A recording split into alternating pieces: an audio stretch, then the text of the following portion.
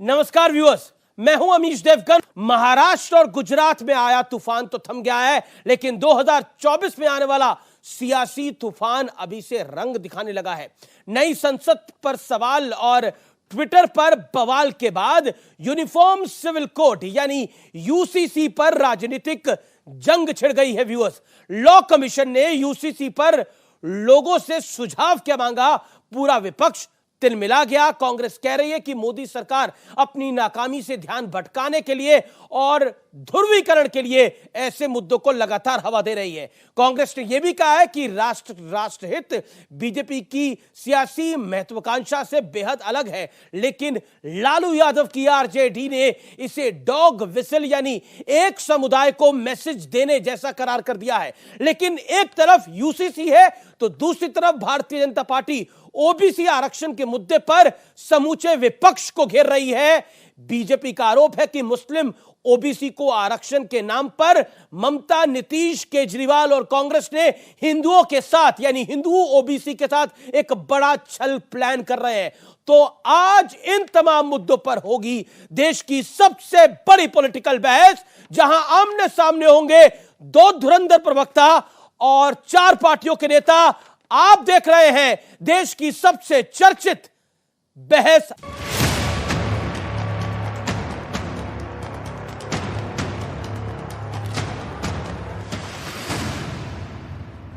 एक देश एक कानून, एक देश एक टैक्स। ये जो एक एक है ना, इस एक में अनेक है।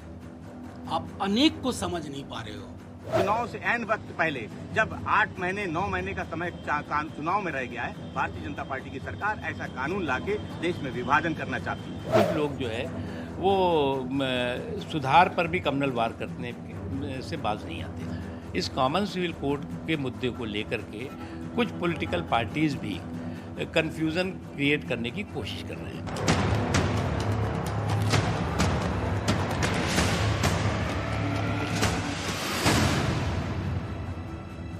मोदी जी, इस तरह के काम करके आपने पंडित जी को और विशाल बना दिया और आपको पंडित जी को देखने के लिए अपनी पूरी गर्दन ऐसे करनी पड़ेगी। मोदी जी के विरोध में वो अपने नेताओं का अपमान करने में नहीं चूकते। सरदार पटेल की इतनी बड़ी मूर्ति बनी है, आज तक बताइए कोई कांग्रेस का नेता गया हो वहां? और अब वक्त है सुप्रसिद्ध विश्लेषण का। 2024 के चुनावी दाव पेच का विश्लेषण। बीजेपी यूसीसी के जरिए कोर वोटर को एक बड़ा संदेश दे रही है और विपक्ष यूसीसी के नाम पर अल्पसंख्यकों में पैठ बनाने की कोशिश कर रहा है। बीजेपी चुनाव से पहले राम मंदिर का उद्घाटन तय है। अमित शाह कह चुके हैं कि सब अपनी टिकट कटवा ले, गगनचुंबी रामलला का मंदिर तैयार हो रहा है। विपक्ष कह रहा है पूरे विपक्ष को एक मंच पे लाएंगे तो मोदी इस बार निपट जाएंगे। दूसरी तरफ पीएम मोदी की अंतर्राष्ट्रीय प्रतिष्ठा को भुनाने की बीजेपी कोशिश करेगी। बीजेपी लगातार प्रयास करेगी कि अंतर्राष्ट्रीय प्रतिष्ठा जो प्रधानमंत्री मोदी की है, क्योंकि जो लगातार रेटिंग्स आ रही है वो प्रधानमंत्री मोदी की, वो मॉर्निंग कंसल्टेंसी की रेटिंग आई, उसमें पीएम का कद जो है वो और बड़ा है। विपक्ष विदेशी एजेंडे से क्या सहारा लेकर सरकार पर हमला लगातार कर रहा है। हमने चाहे वो जैक डॉर्सी हो, चाहे वो कुछ और मामले हो, हमने ये देखा। अर्थव्यवस्था और विकास के एजेंडे पर बीजेपी का जोर रहेगा। बीजेपी कह रही है कि हम जो कुछ कर रहे हैं वो देश में लॉन्ग टर्म के लिए कर रहे हैं, जिससे मुल्क श्रीलंका ना बने। लेकिन विपक्ष कह रहा है फ्री की नाम की पॉलिटिक्स हो रही है, वोटर्स को लुभाने का एक दांव चला जा रहा है, जिसके इनिशियल रिजल्ट्स कर्नाटक में बहुत अच्छे मिले हैं कांग्रेस पार्टी को, और दिल्ली में अरविंद केजरीवाल को, और पंजाब में अरविंद केजरीवाल को। बड़ा सवाल 370 और राम मंदिर के बाद यूसीसी बनेगा बीजेपी का ट्रंप कार्ड। इस मूल सवाल के साथ इस चर्चा को शुरुआत करते हैं। मेरे साथ आज डॉक्टर सुधांशु त्रिवेदी हैं, मेंबर ऑफ पार्लियामेंट है भारतीय जनता पार्टी के, उनका अभिनंदन है। मेरे साथ संजय निरुपम है, वरिष्ठ नेता हैं और कांग्रेस पार्टी के प्रवक्ता हैं संजय निरुपम। अनुराग भदौरिया हैं, समाजवादी पार्टी के प्रवक्ता हैं, उनका अभिनंदन है। आप तमाम लोगों का अभिनंदन है। एक के बाद पर भी हमारे साथ जोड़ेंगे। संजय निरुपम, मेरा बड़ा सवाल आपसे यही है कि क्या भारतीय जनता पार्टी जो यूसीसी का प्लैंक लेके आई है, आपका बड़ा सहयोगी दल आरजेडी जिसके साथ आप सरकार चला रहे हैं बिहार के अंदर, वो कह रहा है ये डॉग विसल है, एक विशेष समुदाय को खुश करने की कोशिश, और आपकी पार्टी कह रही है ये बीजेपी का एक और पोलराइजेशन करने का प्रयास है। बताइए। ये बात तो सही है। यूसीसी मतलब ये जो जब चुनाव का टाइम आता है तो उनको कहीं ना कहीं लगता है कि जब हिंदू वोट एकजुट नहीं हुआ तो हिंदुओं को मोबिलाइज करने के लिए, हिंदुओं को पोलराइज करने के लिए, उनके अंदर एक तरह का कि उग्रता पैदा करने के लिए कुछ न कुछ कदम उठाया जाए। जी। तो इस तरह की हरकत करते रहते हैं ये लोग। आज मुझे नहीं लगता कि आज के दौर में यूनियन सिविल कोड के, यूनिफॉर्म सिविल कोड की इतनी ज़्यादा आवश्यकता, अगर यूसीसी की आवश्यकता है तो मुझे लगता है कि इसका असर जो पूरे नॉर्थ ईस्ट के जो ट्राइबल बेल्ट है उस ट्राइबल बेल्ट पर भी पड़ेगा, क्योंकि यहाँ पर तो हर जाति का एक अपना पर्सनल लॉ होता है, हर जाति की अपनी जीवन जीने की और शादी ब्याह करने की अपनी अपनी प्रथाएं होती हैं। सबकी प्रथाओं को क्या आप मिटा देंगे? तो मुझे लगता है सिर्फ एंटी मुस्लिम एजेंडा जो कि भारतीय जनता पार्टी का प्रारंभ से रहा है, और ये बड़ा आरोप है। आप चुनाव लगता है ये हार रहे हैं तो एंटी मुस्लिम एजेंडा लेकर के आते हैं। आपने देखा होगा कर्नाटक में भी जब चुनाव हार रहे थे तो ये जय बजरंगबली का नारा लेके आते हैं, और आखिरकार क्या हुआ? उन्हीं बजरंगबली ने ऐसा गदा मारा कि भारतीय जनता पार्टी परास्त हो गई। तो ये यूसीसी का भी फार्मूला इस बार नहीं चलने वाला है, क्योंकि साफ दिख रहा है हिंदुओं को, इस देश के हिंदुओं को, मेरे जैसे तमाम हिंदुओं को, ये कुछ नहीं, एक मुसलमानों को परेशान करना और हिंदुओं को पोलराइज करने का एक एजेंडा है और कुछ नहीं।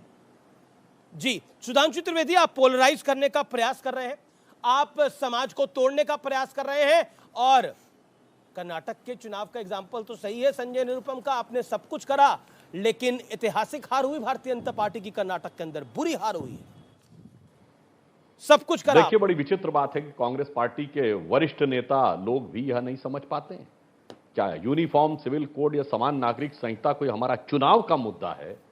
1980 में भाजपा बनने से लेकर 1951 में जनसंघ बनने तक 72 साल से हमारा मुद्दा है, और मैं चुनौती देके कहता हूं हमारे विपक्षी प्रवक्ताओं को कि भारतीय जनता पार्टी का एक घोषणा पत्र दिखा दे जिसमें धारा 370 कॉमन सिविल कोड और राम मंदिर ना हो, तब आप कहिए कि कोई चुनाव के समय हम लाए।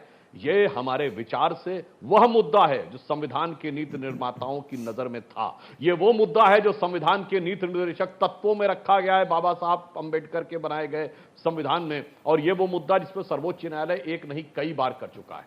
परंतु मैं कहना चाहूंगा कि जो कहते हैं मुस्लिमों को डराने के लिए, क्या अद्भुत बात करते हैं। इनके लिए ये जब शाहबानो केस आया था, सर्वोच्च न्यायालय के निर्णय को रौंद दिया गया शरिया के पक्ष में, वो तो सेकुलरिज्म का संगीत था, और उसका विरोध करना डराना है ये नहीं, सच है। मैं ईमानदारी से कह रहा हूं अमीश जी, भारत को वास्तविक सेकुलर राष्ट्र बनाने के लिए, अन्यथा मैं चुनौती से पूछता हूं हमारे विपक्षी दलों से, एक सेकुलर देश बता दें जहां मुस्लिम पर्सनल लॉ होता हो, बता दें मुझे एक सेकुलर देश बता दें जहां सर्वोच्च न्यायालय और मुस्लिम पर्सनल लॉ में विरोध अगर हो जाए, जो शाहबानो केस में था, तो देश की संसद ने सर्वोच्च न्यायालय के निर्णय को रौंद दिया हो। एक सेकुलर देश बता दे जहां वक्फ बोर्ड होता हो, एक सेकुलर देश बता दे जहां मौलवियों को सैलरी मिलती हो। यह भारत स्वतंत्रता के बाद से केवल अटल जी के 6 साल के दौर को छोड़ दें तो यह सेकुलर राष्ट्र नहीं, आंशिक मुस्लिम राष्ट्र था। भारत के संविधान का जिक्र किया और परम पूज्य डॉक्टर बाबा साहब अम्बेडकर का जिक्र किया त्रिवेदी जी ने।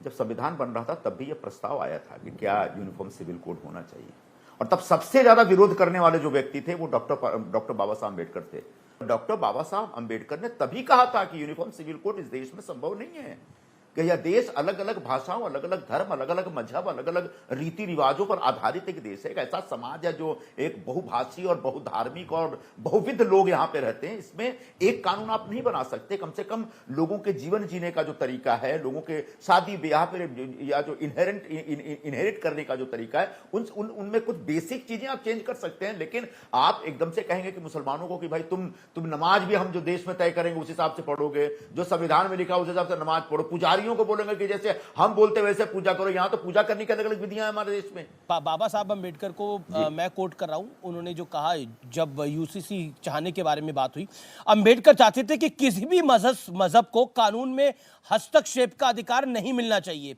यानी यूसीसी लागू होना चाहिए, यह उनका तर्क था। ना ना ना ना, ये उन्होंने ये कहा था कि यूसीसी तब लागू होगा जब सामने वाले मजहब के लोग स्वयं स्वीकार करें, स्वयं प्रस्ताव लेके आए। जिस दिन इस देश का मुसलमान कहेगा कि हाँ जी यूसीसी लागू होना चाहिए और हम लोग स्वीकार है यूनिफॉर्म सिविल कोड स्वीकार करने के लिए, मानने के लिए, तब संभव हो सकता है। अगर हिंदू सिख ईसाई तैयार है तो थोपा नहीं जा सकता, यह बात उगत। हिंदू धर्म के अंदर इतनी सारी परंपराएं, इतनी सारी रीतियां, इतनी सारी कुरीतियां और इतनी सारी उप परंपराएं हैं कि उन सबको मिटाने चलेंगे एक यूनिफॉर्म सिविल कोड के नाम पे, या फिर कहेंगे नहीं से कॉमन धारा होनी चाहिए, कॉमन विचार होना चाहिए, कॉमन तरीका, उसमें हमारा हिंदू धर्म बिखर जाएगा। तो अब सेकुलरिज्म का पार्ट कम से कम कांग्रेस पार्टी को हमें ठीक है। जवाब सुधांशु त्रिवेदी जवाब। अभी अब जो संजय जी ने बात कही तो इन्होंने एक बड़ी अच्छी बात कही, विविधता की बात है, धार्मिक स्वतंत्रता होनी चाहिए, संविधान के अनुसार थोड़ी नमाज होगी, संविधान के अनुसार थोड़ी पूजा होगी। मान्यवर, हिंदू धर्म में तो हो चुका। सबरीमला में आपने कहा कि पूजा कैसे होगी, संविधान तय करेगा। गोविंदा की हाइट जो होगी, गोविंदा का जो हांडी होती, दही हांडी, आप तो मुंबई के रहने वाले हैं, वह अभी न्यायालय से तय करवाया। श्री राम लला विराजमान कहां पैदा हुए, उस पे तो कहते थे कोर्ट तय करेगा, संविधान के अनुसार तय होगा, और आपके नेता वकील का चोला ओढ़ ओढ़ के जाके खड़े होते थे, और अब कह रहे हैं नहीं नहीं धार्मिक स्वतंत्रता। क्योंकि बात यहां पर ये नहीं अल्पसंख्यकों की। अमित जी, मैं आपकी बात में भी संशोधन करना चाहूंगा। किस अल्पसंख्यक को समस्या है भाई? क्रिश्चियन डोमिनेटेड गोवा में तो है कॉमन सिविल कोड, क्या सिखों ने कोई बात कही? नहीं, सुधांशु, आप मेरी बात में संशोधन कर सकते हैं ना। सुधांशु, मैंने क्या बोला ना सुधांशु, मैंने ये नहीं बोला कि मैंने बोला कि सिर्फ अगर अल्पसंख्यक काउंट होगा तो क्या मुसलमान काउंट होगा, क्या सिख ईसाई काउंट नहीं होंगे, क्या जैन काउंट नहीं होगी, क्या बौद्ध काउंट नहीं होंगे? मेरा पॉइंट ये था। आप मेरे पॉइंट को गलत तरीके से ले रहे हैं। आपको जो पॉलिटिकली सूट करता है वो ले रहे हैं। बात सुनिए जी, आपने कहा नहीं, मैंने कहा आपकी बात तो संशोधन कर रहा हूं अमित जी। आपने अल्पसंख्यक कहा, अल्पसंख्यकों से कोई मतलब नहीं है इसका।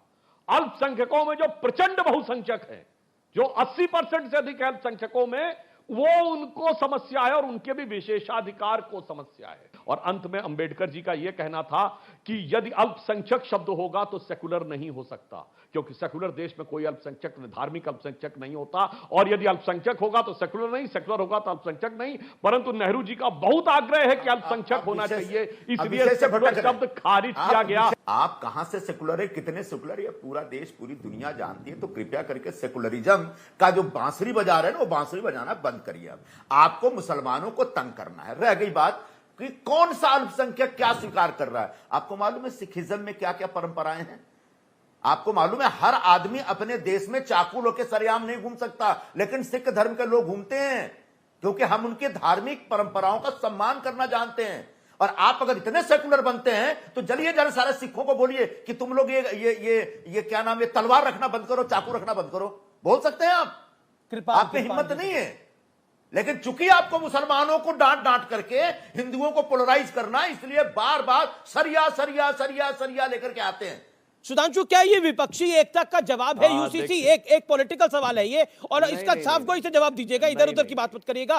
क्या विपक्षी एकता से, क्योंकि बार बार विपक्ष कह रहा है, क्या विपक्षी एकता से हिल चुके हैं इसीलिए यूसीसी का दांव खेल सकते हैं? और नीतीश कुमार ने तो बुधवार को ऑफिशियल बाइट देके बोला है कि इस बार लोकसभा के चुनाव जल्दी हो जाएंगे। देखिए, मैं तो पुनः पहले ही बोल चुका, फिर भी किसी को न सुनाई पड़ा हो तो मैं बता दूं, मैं तो 1951 से बोला जी, और मैं चुनौती के साथ बोला, एक भाजपा का घोषणा पत्र दिखाइए इसमें यूसीसी ना हो, तब ये बचकाने आरोप लगाइए कि चुनाव के समय कर रहे हैं। और मेरी बात का जवाब नहीं आया। कोई सेकुलर देश दिखाइए साथ शरिया को संवैधानिक दर्जा पर। शरिया नहीं बोलते। संजय जी बताइए, शरिया कहां है किस सेकुलर देश में? चुनौती तो पूछता हूं, कोई सेकुलर देश बताइए जहां धार्मिक अल्पसंख्यक होता है। और आपने कहा बाकी सबकी परंपरा, हाँ तो मैं कहना चाहता हूं परंपरा की बात, शायद आपको नहीं पता हो। अब देखिए, आप बोल रहे थे सर, बीच में नहीं बोल रहा था। अब परंपराओं की ही तो मैं बात कह रहा हूं। हमने तो 4 परंपराएं गिना दी। परंपरा तो छोड़िए, आपने तो भगवान के जन्म का सबूत मांगा, आपकी सरकार ने मांगा, और कहा मस्जिद तामील करवाएंगे। आपकी सरकार आपके नेताओं ने खड़े होकर कहा। और सुनिए, हमने सिद्ध किया, हम हर सीमा तक जाके हमने उस बात को सहा। अब एक मिनट, पूरी बात सर।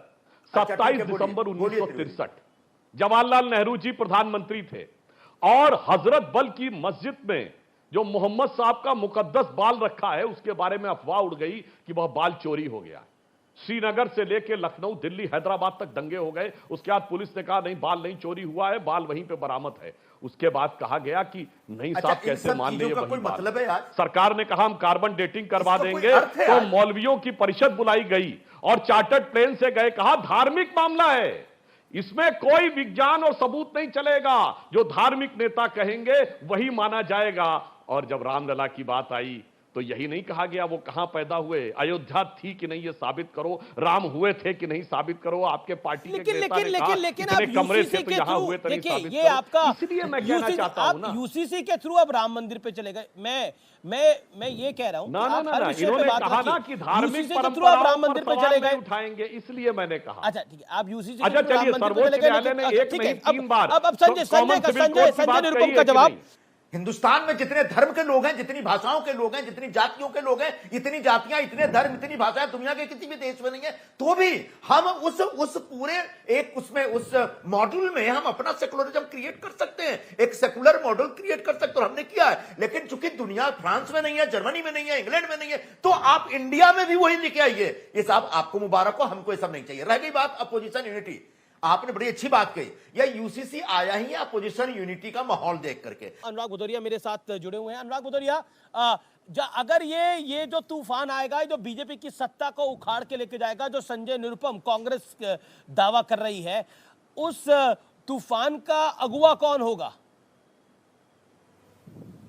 देखिए, तूफान तो आ चुका है, तय करेंगे। जड़ें हिल गई हैं भारतीय जनता पार्टी की। अब उनकी जड़ें हिल गई हैं, अब उखड़ना है, 2024 में उखड़ जाएगा। हिल पूरी तरह रहा है, पूरा बीजेपी ऐसे हिल रही है, बस उखड़ के उड़ना बाकी है।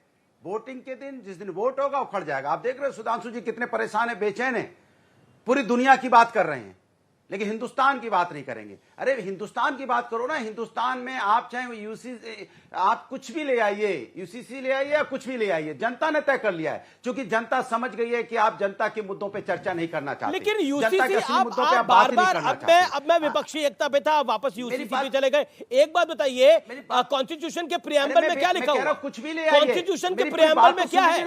कॉन्स्टिट्यूशन के प्रियम्बल में क्या है? तो आपके साथ भी है ना, क्या प्रॉब्लम है मेरे साथ भैया? अच्छा, कॉन्स्टिट्यूशन के प्रियम्बल में क्या है? अनुराग बाबू बताओ ना। अरे बीजेपी को परेशान होने दो जी। अरे अमीश बाबू, मुझे बोलने दो कि हाथ जोड़ के निवेदन है, अगर आपका आदेश हो तो बोल पाऊं, नहीं आदेश हो तो कहिए नमस्कार कर लूंगा, और क्या कर सकता हूं भाई। बोल रहा हूं, आप बीच में टोक पड़े। मैंने कहा कि पूरा देश एक साथ खड़ा है, पूरा देश राष्ट्र के मुद्दों पे एक साथ है, क्योंकि राष्ट्र बचाना है, लोकतंत्र का सम्मान होना है, संविधान बचाना है। इस मुद्दे पे पूरा देश एक साथ खड़ा है, और आने वाले दिनों में आपको देखने को मिलेगा, जब 2024 का चुनाव होगा, भारतीय जनता पार्टी का पता भी नहीं चलेगा। अब ये परेशान होकर नई चीजों का प्रयोग करना चाहते हैं। अब इनके कुछ नहीं होने वाला है, कुछ नहीं होने वाला है। हिंदू, मुस्लिम, सिख, ईसाई, अगड़ा, पिछड़ा, बौद्ध, सब एक साथ हैं। एक के वाजपेयी एलजेपी से, एक के Vajpayee, response your take to Anurag Bhadauria. देखिए, हम तो ये कह रहे हैं कि ये लोग संविधान की दुहाई देते हैं, तो अगर संविधान के तहत कोई काम किया जाएगा तो उसका भी विरोध करोगे। आर्टिकल 44 जो है वो बड़ा क्लियर है डायरेक्टिव प्रिंसिपल्स का। उसमें कहा गया है कि the government will ensure formation of uniform civil code. खाली मुद्दे की तलाश में हर इशू को मुद्दा बनाने की असफल प्रयास करना, इसके अलावा और क्या है? देखिए, गुमराह करने की भी एक सीमा है, गुमराह करा जा रहा है। ठीक है, धार्मिक परंपराओं को छेड़ा जाएगा, पूजा पद्धति को डिस्टर्ब हो जाएगा। अरे भाई, यूनिफॉर्म सिविल कोड उन चीजों के बारे में बिल्कुल नहीं है। ये मैरिज है, डाइवोर्स है, इनहेरिटेंस है, सक्सेशन है, इसके अलावा इसमें ज्यादा कुछ नहीं है। वन नेशन वन लॉ सब जगह ये लागू है। ये जो अलग अलग डिवीजन करके जो पर्सनल लॉ बने हुए हैं, लेकिन विपक्षी एकता बात है जो, ओके ठीक है, यू मेड योर पॉइंट। विपक्षी एकता के तूफान की जिसका जिक्र संजय निरुपम और अनुराग भदौरिया कर रहे थे, सुधांशु, उसका जवाब क्या है? वैसे ये जो विपक्षी एकता के तूफान की बात करते हैं अमीश जी, विपक्षी एकता में उससे ज्यादा घमासान है। कैसे? और कर्नाटक की कांग्रेस की विजय के बाद वो घमासान और बढ़ गया है। जैसे अब केजरीवाल जी बेचारे याचक की तरह घूम रहे हैं कांग्रेस से कि राज्यसभा में हमारे बिल का समर्थन कर दो, वो कहने को तैयार नहीं है। कांग्रेस ललचाई नजरों से देख रही है कि क्या ममता दीदी मेरे को सपोर्ट करेंगी, मगर वो सपोर्ट करने को तैयार नहीं है। और जहां तक वो कह रहे हैं जो जहां मजबूत है वहां लड़े, तो जो जहां मजबूत है वहां तो लड़े ही है। क्या केजरीवाल जी हमसे दिल्ली में नहीं लड़े? हमने 7 सीटें जीती हैं। जहां पे कांग्रेस मजबूत थी, तो राजस्थान हो या मध्य प्रदेश हो, हमने सारी सीटें जीती हैं जी। और गुजरात में हमने सारी सीटें जीती हैं। तो उसमें तो कोई तूफान की बात नहीं है और इसमें कोई तूफान नहीं है। ये जाति, क्षेत्र, भाषा और विशेषकर जातियों में बांटकर जो तूफान खड़ा करना चाहते हैं, तो हिंदी के प्रख्यात कवि जयशंकर प्रसाद जी की कविता की वह पंक्ति कहना चाहता हूं जो हमारी तरफ से भारतीय जनता पार्टी और मोदी जी के लिए लागू होती है। जातियों का उत्थान पतन, आंधियां झड़ी प्रचंड समीर, खड़ा देखा झेला हंसते, प्रलय में पले हुए हम वीर। हम 70-71 सालों से यह तूफान देख रहे हैं और हम तो उस विचारधारा के हैं जो 500 साल बाद देश का क्या होगा वो भी सोचती है और 5000 साल पहले देश का क्या सोचती है। तो आंधियों तूफानों के बहुत आए, ये सब चीजें तो केवल मौसमी फल की तरह हैं और वो भी किसी नकारात्मक आधार पर बनी हुई किसी गठबंधन ने 5 साल क्या 2.5 साल भी पूरा किए हो तो हमारे सहयोगी मित्र और विपक्षी मित्र बता दें। ठीक है संजय निरुपम, अगर हम देखें महाराष्ट्र जहां से आप आते हैं वहां पर भी हमें डिफरेंसेस दिखते हैं। सावरकर को लेकर उद्धव ठाकरे का विचार अलग है, राहुल जी का विचार अलग है। अध्यादेश को जो कि ऑर्डिनेंस दिल्ली के बारे में आया है उस पर शरद राव पवार की राय अलग है, नीतीश कुमार की राय अलग है और आपकी राय अलग है क्या, और अखिलेश यादव की राय अलग है। क्या आपको लगता नहीं है कि मेनली आपका रीजन है मोदी को पहले हरा दें और उसके बाद आपस में निपट लेंगे? 47 साल पहले 1977 में कांग्रेस के खिलाफ जब एक अपोजिशन यूनिटी की एक बात शुरू हुई जेपी के नेतृत्व में, तब उसमें जनसंघ का विलय हो गया था जनता पार्टी में। और तब क्या वो नकारात्मक राजनीति थी? क्या ये मौसमी लोग थे?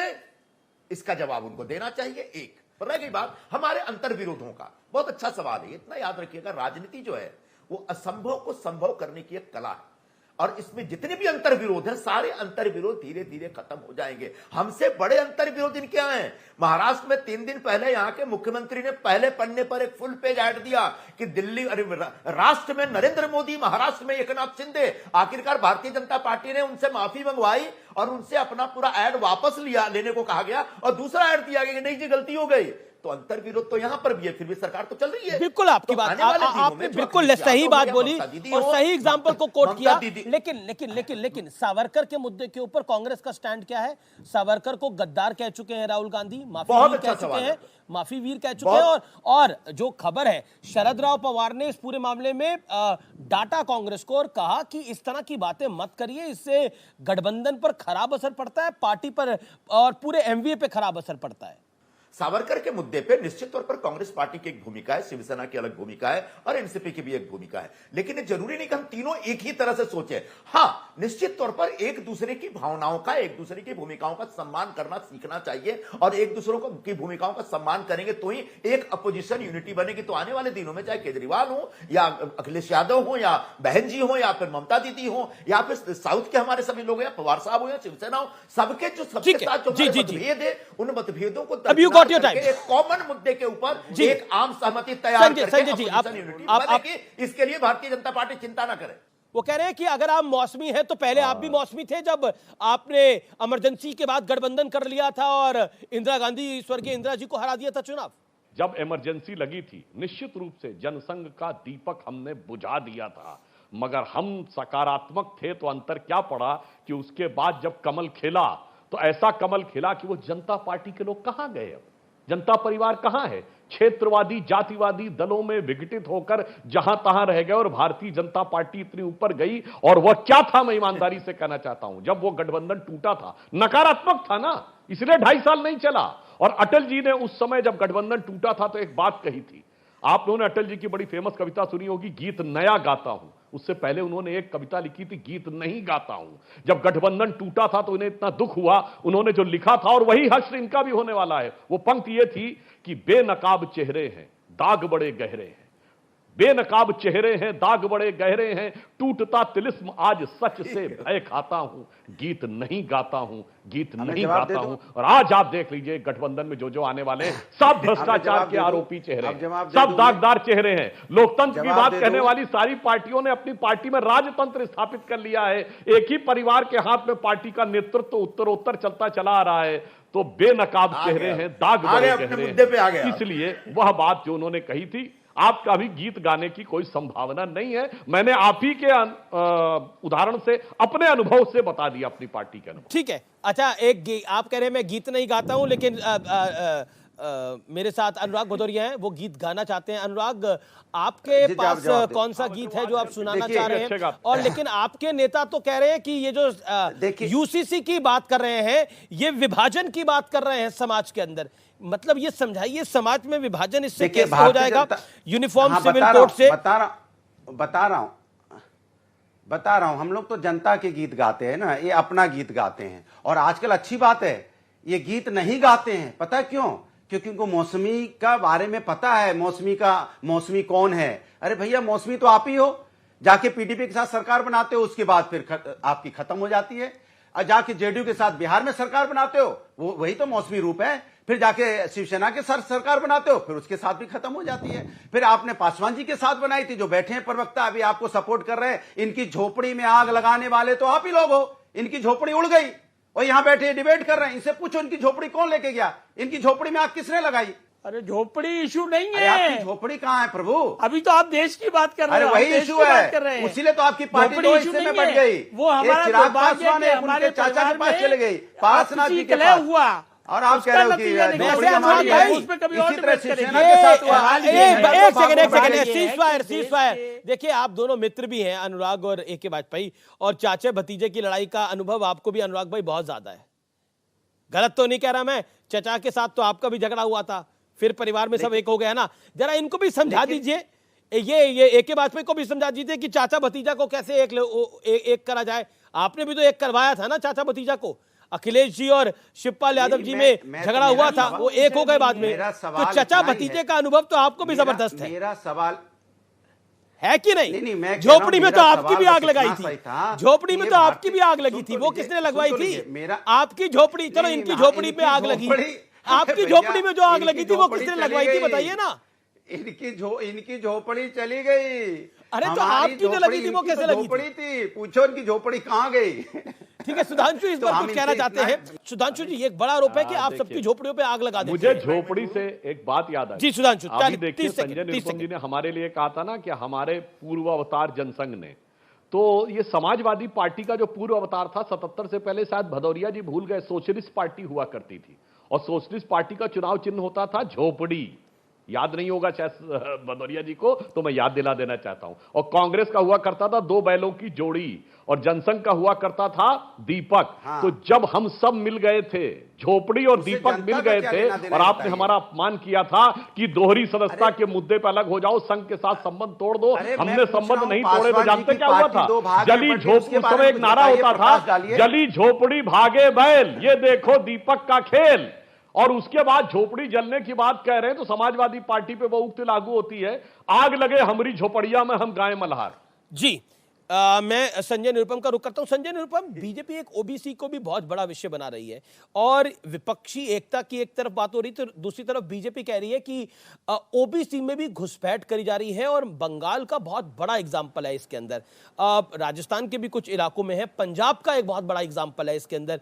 क्या आपको लगता है ये जो ओबीसी को लेकर बीजेपी ने एक एग्रेसिव अप्रोच अपनाई है, जिसमें उनका कहना है कि ओबीसी रिजर्वेशन में, यानी पिछड़ी जातियों के रिजर्वेशन में मुसलमानों की घुसपैठ कराने की जो विपक्ष कोशिश कर रहा है, क्या आपको लगता नहीं ये पॉलिटिकली आपको बहुत हार्म करेगा आने वाले समय में? और जो डेटा सामने आ रहे हैं वो भी काफी अलार्मिंग है। देखिए, थोड़ा ऐतिहासिक संदर्भ में बात किया जाएगा इस बारे में। जब मंडल आयोग की रिपोर्ट लागू हो रही थी, तब उसे न्यूट्रलाइज करने के लिए आडवाणी जी ने क्या किया था पूरे देश को मालूम है। तो ये बुनियादी तौर पर ओबीसी के आरक्षण के विरोधी हैं, और इसीलिए समय समय पर आपने देखा होगा कि संघ के जो प्रमुख लोग हैं वो आरक्षण के खिलाफ कुछ ना कुछ बोलते रहते हैं। ये दूसरी बात है कि इनके बीच से ओबीसी नेता ही उभर करके आए, और वही आज राज कर रहे हैं, चाहे नरेंद्र मोदी जी हो, या शिवराज सिंह चौहान हो, या उमा भारती थी, ऐसे तमाम जो लोग हैं। तो ये बुनियादी तौर पर संघ की जो विचारधारा है वो आरक्षण के विरोध में है, ओबीसी के खिलाफ है। अगर ये ओबीसी के समर्थक हैं तो मैं सबसे पहले जो राहुल गांधी जी ने सवाल उठाया है कि ओबीसी की जनगणना करने के संदर्भ में जो एक फैसला हुआ है उस फैसले से आप पीछे क्यों हट रहे हैं? आप नया नहीं कराना चाहते तो हमारे पास, हमने जो कराया था 2011 के आसपास, जो अपने पूरे देश में जो एक सेंसस कराया था, जातिगत जनगणना जिसको कहते हैं, उसकी रिपोर्ट आप रिलीज करिए, और उसकी रिपोर्ट रिलीज करने के अलावा उसमें अगर कुछ कमी रह जाती है तो आप बाकी नेक्स्ट कदम लीजिए, तो उसको फिर से और कंप्लीट करिए। तो अब जब मुस्लिम समाज में किसी कुरैशी को ओबीसी का दर्जा दिया गया है, ओबीसी का हिस्सा छीना जा रहा है, ये कुछ नहीं, ये सिर्फ दिखाने के दांत हैं, ये सिर्फ ढकोसला है, ये सिर्फ तमाशा है। सुधांशु, संजय जी बहुत वरिष्ठ नेता हैं, पर शायद अपनी पार्टी का इतिहास भूल गए। पहला कमीशन जो बना था पिछड़ी जातियों के लिए, काका कालेरकर कमीशन, नेहरू जी के जमाने में बना, जिसकी रिपोर्ट कभी इंप्लीमेंट ही नहीं हुई। और ये कह रहे हैं मंडल कमीशन जनता पार्टी सरकार के समय बना, जनता पार्टी चली गई, इंदिरा जी और राजीव जी की सरकारों के समय में कभी इंप्लीमेंट नहीं हुआ। ये हम पे आरोप लगा रहे हैं कि मंडल के बदले में हम मंदिर लाए। क्या सर, आप इतने वरिष्ठ नेता होकर ऐसी तर्कहीन बात कैसे कर सकते हैं? श्री राम जन्मभूमि का शिलान्यास 9 नवंबर 1989 को हुआ, मंडल कमीशन 2 अगस्त 1990 को आया, उसके 1 साल के बाद मंडल लाया गया हिंदुत्व की काट में। 32 सेकंड रुके, मुझे बात करने दिए। इन्होंने कहा राहुल गांधी ने यह विषय उठाया, ये जब देश आजाद नहीं हुआ था तब तक जातिगत जनगणना अंग्रेज करवाते थे। ये नेहरू का डिसीजन था 51 में कि हम जातिगत जनगणना नहीं कराएंगे। आज राहुल गांधी कहे कि नेहरू गलत थे, तब हम विचार करने को तैयार है। कहिए संजय निरुपम से, वो गलत था, उसके बाद राहुल गांधी बोले, बोलिए ना, ये क्या कर रहे हैं? ये नेहरू ने कहा था ना कि जात की गणना नहीं होगी। अब बोलिए ना, कह दीजिए ना नेहरू। अब आप सुनिए ना, अब आप सुनिए, संजय निरुपम को सुनिए। अरे 1951 क्या चलेगा भाई? 2010 ये तो देश के संविधान निर्माताओं का निर्णय था कि जातिगत गणना नहीं होगी। सर, उस समय का एक फैसला था कि जातिगत जनगणना नहीं होना चाहिए। 2010-11 में जब हमने ये फैसला किया कि जातिगत जनगणना होनी चाहिए, इसका मतलब उस समय के फैसले से हम सहमत नहीं थे। और उसके बाद डॉक्टर मनमोहन सिंह की सरकार और सोनिया जी जिस यूपीए की चेयरपर्सन थी, उस यूपीए की सरकार ने फैसला किया। इसका मतलब 1951 में जो फैसला हुआ था उस फैसले से कांग्रेस सहमत नहीं थी, जिसकी वजह से हम आगे बढ़े। अब आप 1951 में नेहरू जी ने नहीं किया था, इसलिए आप नहीं करेंगे, तो नेहरू जी ने जो किया था आप सब करेंगे क्या? नेहरू जी से 100% आप सहमत हैं क्या? सुबह शाम तो नेहरू जी को दोष देते रहते हैं, और आज आपको जातिगत जनगणना नहीं कराने के लिए नेहरू जी का सहारा लेना पड़ रहा है। तो ये सब दुमुहापन बंद करिए साहब। एक सुधांशु, मेरा सवाल है, हर चीज में नेहरू जी कैसे आ जाते हैं सुधांशु जी? नहीं, अरे चलिए, आज बहुत अच्छी बात आपकी डिबेट नेहरू जी को ले आते हैं। सुनिए अमीश जी, आपकी डिबेट में यह बात इसलिए हुई कि पहली बार कांग्रेस ने मान लिया कि नेहरू जी किसी पॉइंट पर तो गलत मान लिया। इसके लिए मैं आपको साधुवाद देता हूं कि कांग्रेस से आपने स्वीकार करवाया। मैंने गलत शब्द का इस्तेमाल नहीं किया है। जो पार्टियां जातिगत जनगणना की बात, अरे भाई ठीक है ना, 51 में आपने मान लिया तब। अरे भाई, तो इसका मतलब क्या है? मतलब गलत भी थे, नहीं भी थे, बात भी मत करो, यही तो समस्या है। गायों गाभिन और बर्दों गाभिन ये नहीं चल पाता मान्यवर। ये कांग्रेस इसी में समस्या हो गई, ना खुदा ही मिला ना मिसाले सब। अब सर, आप जातिगत जनगणना की जो बात करते हैं, उन सारी पार्टियों से मैं चुनौती से पूछता हूं, अपनी ही जाति का एक व्यक्ति बता दे जिसको इन्होंने अपने पार्टी का प्रमुख पद दिया हो। सपा ने किसी मुख्यमंत्री पार्टी का फैसला बताइए, राजद ने किसी मुख्यमंत्री राष्ट्रीय अध्यक्ष बनाया, कितनी जातियों को दिया? हम बताते हैं हमने कितनी पिछड़ी जातियों को दिया। मैं केवल हिंदी हार्टलैंड के अपने मुख्यमंत्रियों की बात बताता हूं। मुख्यमंत्री और उप मुख्यमंत्री कल्याण सिंह जी, उमा भारती जी, सुंदरलाल पटवा जी, बाबूलाल गौड़ जी, शिवराज सिंह चौहान, और सुनिए उप मुख्यमंत्री केशव प्रसाद मौर्य जी, सुशील मोदी जी, रेणुका देवी जी, तारकेश्वर जी, ये 9 मुख्यमंत्री सिर्फ कल्याण सिंह जी, उमा भारती छोटे 8 अलग अलग जातियों के। मैं चुनौती से पूछता हूं, गणना करके बताएं दूसरी जाति बता दें जो अपनी किसी एक जाति की पार्टी ने किसी दूसरे को मुख्यमंत्री बनाया हो। पूछिए, मैं इनसे पूछना चाहता हूं। और कांग्रेस ने कितने ओबीसी मुख्यमंत्री बनाए बताइए? हमसे कहते हैं हम ओबीसी विरोधी, मैंने 9 मुख्यमंत्री और उप मुख्यमंत्री बनाए। लेकिन यहाँ पर ओबीसी की जो सबसे बड़ी पैरोकार पार्टी बनती है वो समाजवादी पार्टी में, उसके बाद भी जाऊंगा।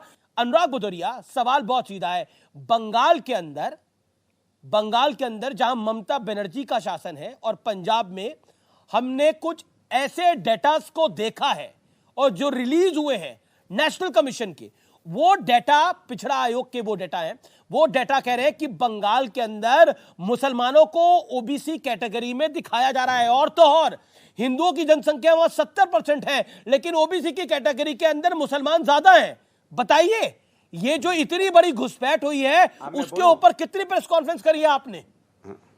कांग्रेस का रीजनल यूनिट कम से कम बंगाल में तो बोल रहा है, आप तो कुछ बोल ही नहीं रहे इस विषय के ऊपर। क्यों? सुन तो ले, अरे बोलने तो बोला। सुधांशु जी से पूछा जा रहा है ये हाथ सीधा है, तो सुधांशु जी क्या कर रहे हैं? ऐसे कर रहे हैं, ऐसे कर रहे हैं। अरे आपसे पूछा जा रहा है जाति जनगणना आप करवाना चाहते हैं कि नहीं, हाँ या ना? मना तो 1950 में चले जा रहे हैं, फिर पूछ रहे हाथ है, वो हाथ ऐसे करने लगते हैं। अरे आप ये बताइए जाति जनगणना आप करवाना चाहते हैं या नहीं करवाना चाहते? हाँ या ना में जवाब दीजिए।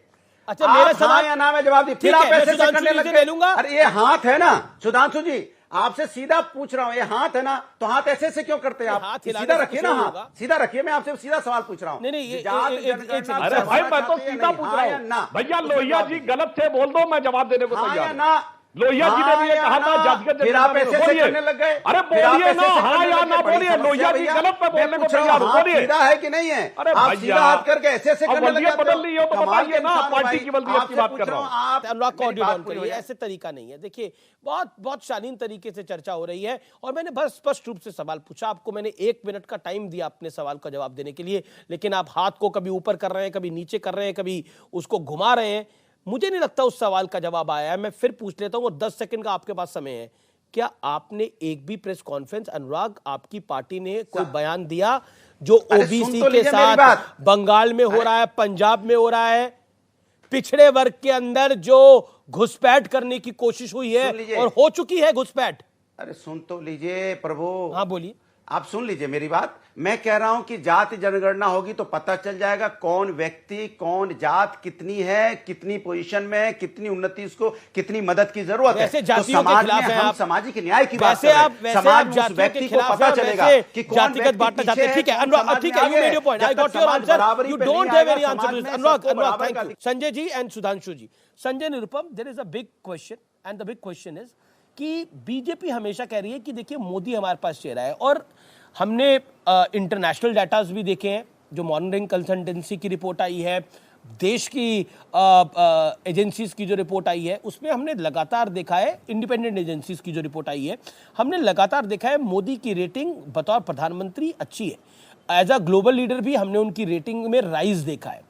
क्या आपको लगता है चेहरा महत्वपूर्ण होगा इस चुनाव में? क्योंकि हम कुछ कहें या ना कहें, लेकिन देश का वोटर चेहरा देखना चाहता है कि मेरा अगला प्रधानमंत्री कौन होगा मेरा अगला प्रधानमंत्री। तो ये एक बड़ा पॉइंट है बीजेपी के पास। What is your take on this? Amish भाई, बीजेपी इसी सवाल को लेकर के पूरे देश को उलझाएगी। हमारे देश में पार्लियामेंट्री फॉर्म ऑफ डेमोक्रेसी चलती है, प्रेसिडेंशियल फॉर्म ऑफ डेमोक्रेसी नहीं है। व्यक्ति के चेहरे पे चुनाव नहीं होना चाहिए, पार्टी के विचारधारा के आधार पर चुनाव होना चाहिए। अब ये इनके पास चूंकि और कोई चेहरा नहीं है, एक ही चेहरा मोदी जी है, तो मोदी मोदी मोदी मोदी करते रहेंगे और मोदी जी का चेहरा एग्जॉस्ट कर देंगे आगे जाकर के। ये तो हमको इस बात की चिंता नहीं है कि अपोजिशन की यूनिटी को लीड कौन करेगा। हमारी चिंता यह है कि पहले अपोजिशन की सरकार बनाने की स्थिति बनाई जाए और उसके बाद हम मिलजुल के तय करेंगे कि इनमें से प्रधानमंत्री कौन बनेगा। और हम हमेशा, भारतीय जनता पार्टी जब ये उलझाएगी कि मोदी के सामने आपका कौन सा चेहरा, तो उसका जवाब हमारे पास है कि हम चेहरे के चक्कर में नहीं पड़ रहे हैं। क्या आपको लगता है कि अभी आरएसएस के मुखपत्र में भी आया था कि मोदी को चेहरे को लेकर बीजेपी ओवर कॉन्फिडेंट हो रही है? क्या आपको लगता नहीं है कि आपका एक ओवर कॉन्फिडेंस है जो आपको कर्नाटक में भारी पड़ा है और मध्य प्रदेश से भी में बहुत प्रेशर में है BJP? What is your take? देखिए, पहली बात तो मैं संजय जी की बात कह दें कि हम चेहरे के चक्कर में नहीं पड़ते हैं। हमें तो, संजय जी तो मुझसे सीनियर हैं, हमें बचपन का याद है, जात पे ना पात पे, इंदिरा जी की बात पे मोहर लगेगी हाथ पे। अब हाथ से बात निकल गई तो आप बात से पलट गए, कोई बात नहीं। अरे मोदी जी जैसा नेता होना तो चाहिए किसी के पास, जो जांचा परखा खरा हो, तपा तपाया आजमाया हो, जिसने 9 साल में एक दिन की छुट्टी नहीं ली हो, हर 6 महीने विदेश जाके विदेश से भाषण न देता हो छुट्टी मनाने, और कभी कभी अज्ञातवास पे न चला जाता हो।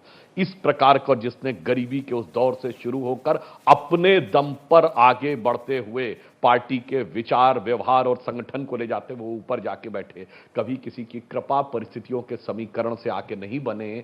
जैसे नेहरू जी गांधी जी की कृपा से, इंदिरा जी इंडिकेट सिंडिकेट की लड़ाई में, और राजीव गांधी जी इंदिरा जी की दुखद हत्या की सहानुभूति में, और उसके बाद के एक्सीडेंटल प्रधानमंत्री की तरह नहीं बने। जनता ने कहा कि ये प्रधानमंत्री होना चाहिए और वो होना चाहिए।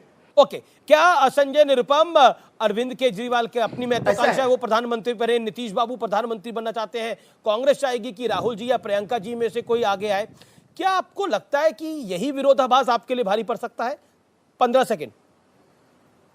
नहीं, ऐसा कोई विरोधाभास नहीं है। अगर सिर्फ कांग्रेस पार्टी की सरकार आनी हो तो मैं आज ही बता रहा हूं, हम सब की इच्छा है और हम सब चाहते हैं, योग्यता के आधार पर भी चाहते हैं कि राहुल गांधी ही इस देश के प्रधानमंत्री बने। लेकिन चूंकि सिर्फ कांग्रेस की सरकार नहीं आ रही, इसलिए हम ऐसा कोई आग्रह आज से नहीं रख रहे हैं। चुनाव के बाद हम तय करेंगे, सभी पार्टियां मिलकर के तय करेंगे कि कौन सा नेता इस सरकार का नेतृत्व करेगा। लेकिन जहां तक लोकप्रियता की बात है, राहुल गांधी की लोकप्रियता में जबरदस्त इजाफा हुआ है, खासकर भारत जोड़ो यात्रा के बाद, जिसपे हजारों करोड़ रुपए पिछले 7-8 वर्षों में राहुल गांधी की इमेज खराब करने के लिए बर्बाद किए, फूके।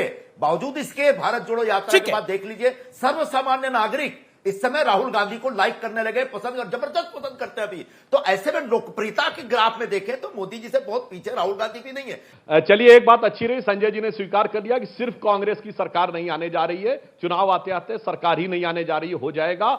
और आपकी स्थिति वो है कि आपकी तरह आपको जो हकीकत है मोदी जी के खिलाफ, विदेश से जाके बोलते हैं ना, अमेरिका की बात समझ में आ रही, व्हाइट हाउस से लेके आपके ननिहाल इटली की जो प्रधानमंत्री हैं जॉर्जिया लियोनी, उन्होंने मोदी जी की तारीफ की। ना ननिहाल समझ में आ रहा, ना ददियाल समझ में आ रहा है, लग रहा दिमाग का हाल बेहाल हो गया।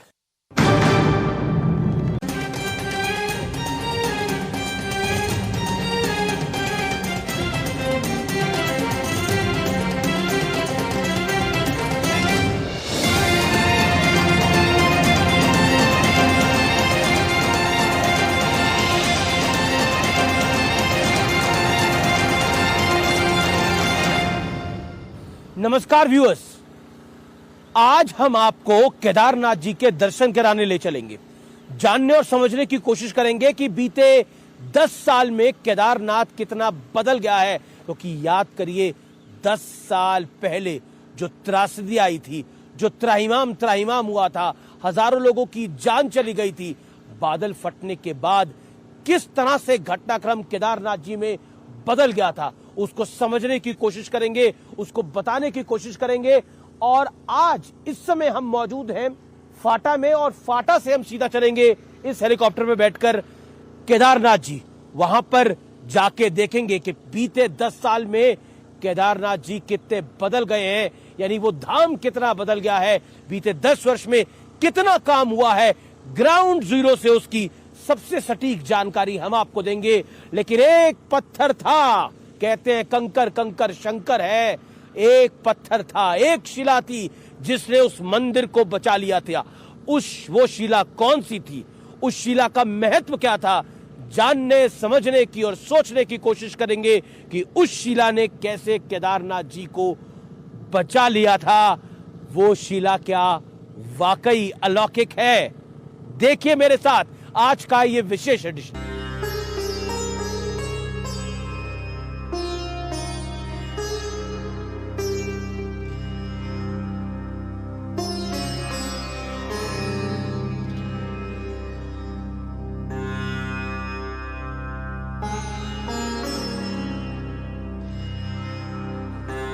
जैसा मेरा आपसे प्रॉमिस था, वादा था, जय बाबा केदारनाथ जी की, मैं आपको केदारनाथ धाम लेके आ गया हूं। और 10 साल पहले जो महात्रासदी आई थी, उसका असर इतना भयावह था कि कई लोगों की जान चली गई थी, हजारों लोगों की जान चली गई थी। लेकिन अब सरस्वती नदी और मंदाकिनी नदी के ऊपर दीवार बन गई है, यानी 3 लेयर प्रोटेक्शन हो गई है इस भव्य और दिव्य मंदिर की। अब ये धाम और भव्य और दिव्य हो गया है। और प्रधानमंत्री मोदी बीते 9 सालों के अंदर 6 बार बाबा केदारनाथ के दरबार आ चुके हैं। और साथ ही साथ उनका स्पेशल फोकस रहता है यहां पर डेवलपमेंट के लिए और इसके पुनर्निर्माण के लिए। हम कह सकते हैं कि पहले से ज्यादा 10 साल पहले जो था उससे बहुत भव्य और दिव्य केदारनाथ धाम बन गया है। और मैं इस समय दर्शन करके आ रहा हूं। अलौकिक है, इसमें तो कोई दोहराई नहीं है। हमारे देश में तो कहा जाता है कि कंकर कंकर शंकर है, और जब भोलेनाथ के सबसे बड़े ज्योतिर्लिंग केदारनाथ में मैं खड़ा हूं तो यही कह सकता हूं कि ये देश भोलेनाथ का है और ये देशवासी भी भोलेनाथ के हैं।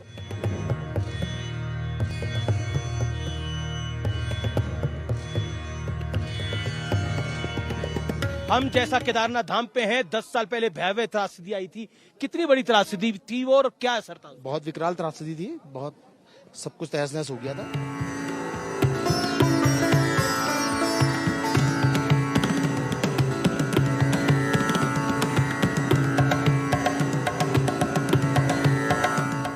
और आज हम समझने की कोशिश करेंगे कि 10 साल पहले क्या हुआ था और आज की स्थिति क्या है। और समझाने के लिए कोई और नहीं, मेरे साथ पुष्कर सिंह धामी है, मुख्यमंत्री उत्तराखंड के। धामी जी, एक सवाल, मतलब 10 साल पहले जो त्रासदी हुई और उसके बाद अब इतना दिव्य रूप इसका आ रहा है। प्रधानमंत्री का तो विशेष ध्यान रहता है पूरे देश पे एक तरफ और केदारनाथ धाम पर एक तरफ। क्या आपको लगता है कि अब ईश्वर न करे, महादेव न करे, इस तरह की त्रासदी आए, लेकिन कभी ऐसा हुआ तो पूरी तरह से सुरक्षित है बाबा का दरबार? बहुत कठिन सफर था और माननीय प्रधानमंत्री नरेंद्र मोदी जी की जो इच्छा शक्ति थी और भगवान महादेव का बाबा केदार के उनके ऊपर विशेष आशीर्वाद था, इसलिए बाबा ने अपने भक्त को ही इस परिसर के पुनर्निर्माण का अवसर प्रदान किया और वो प्रधानमंत्री देश के बने और उनके बनने के बाद एक नया स्वरूप बाबा केदार का यहाँ पर बन गया है।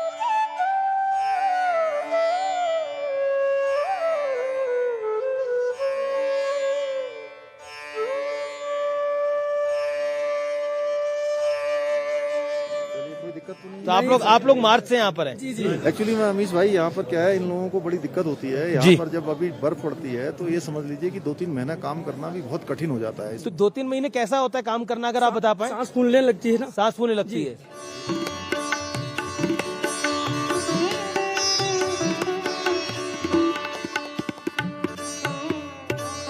ये सारा जब त्रासदी आई थी उसकी तस्वीरें भी हम देख रहे हैं। जब त्रासदी आई थी तो उसके साथ ये सारा बह गया था।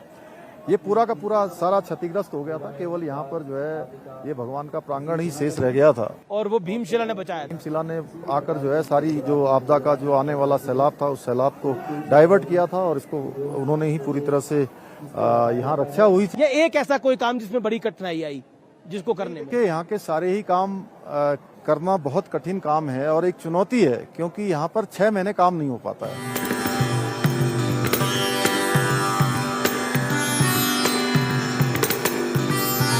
बाबा इतनी कृपा कर रहे हैं, आपको अपने पास बुला रहे हैं और यहाँ पर जो भी आ रहा है वो किसी के कारण से नहीं आया, अपने कारण से भी नहीं आया है, वो बाबा की कृपा के कारण, बाबा की कृपा से आया है।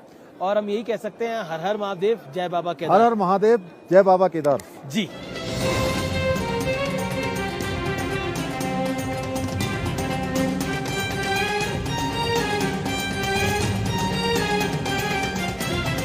और ये है वो प्रसिद्ध भीमशिला जब 10 साल पहले महात्रासदी आई थी, जिसकी वजह से बाबा केदारनाथ का मंदिर बच गया था। कहते हैं ये शिला यहां पर आके अटक गई और इसने पानी को 2 तरफ बहाव को बहा दिया, जिससे मंदिर बच गया। इसीलिए इस शिला का नाम भीमशिला कर दिया। यह है हिंदुस्तान की अद्भुत आस्था, जिस शिला ने बाबा केदारनाथ की रक्षा करी। आज आप उस शिला को देखेंगे, 10 साल बाद जो बाबा केदारनाथ के धाम आता है वो इस शिला को प्रणाम करके जाता है। ये है भारत की संस्कृति। और मैं बार बार कहता हूं, हम अपना सब कुछ बदल सकते हैं लेकिन अपनी रूट्स यानी अपनी जड़ें नहीं बदल सकते।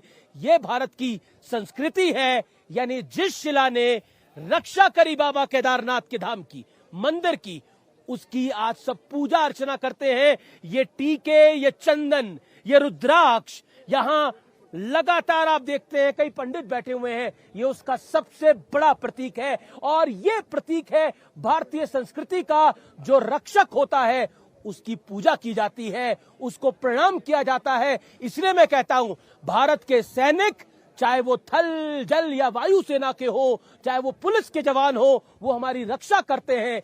इसलिए उनको सैल्यूट करना बनता है। इसलिए जब लोग सेना पर सवाल उठाते हैं तो मुझे बहुत गुस्सा आता है।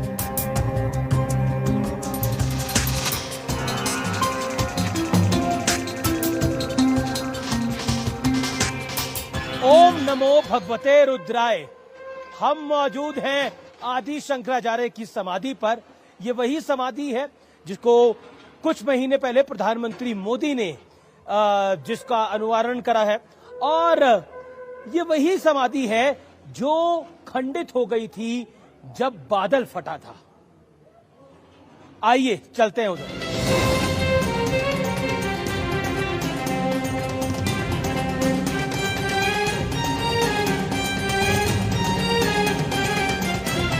ये है आदि शंकराचार्य जी की समाधि, जहां पर उनकी मूर्ति का स्थापन किया है। प्रधानमंत्री मोदी ने इसका स्थापन किया था।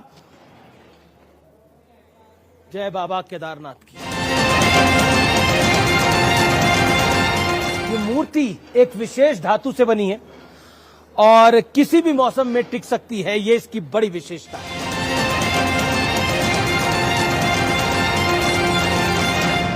बाबा केदारनाथ को प्रणाम कर हम चल दिए वापस देहरादून की तरफ। जय बाबा केदारनाथ की। धन्यवाद, थैंक यू।